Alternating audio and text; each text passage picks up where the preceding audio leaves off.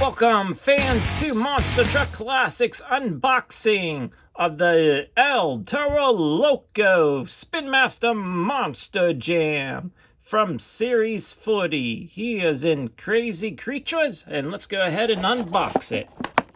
Alright, so the BKT lettering on the tires, and the biggest deal with TORO LOCO here in Series 40 is the die-cast body, just like the original truck, that they slimmed it down, the sides, and even in the back, the tailgate is smaller. So in the back here, we have TORO LOCO, monsterjam.com, and we also have some fire on the back right there, and TORO LOCO on the side, the Monster Jam logo, and you see that they really did the teeth and added a lot of black.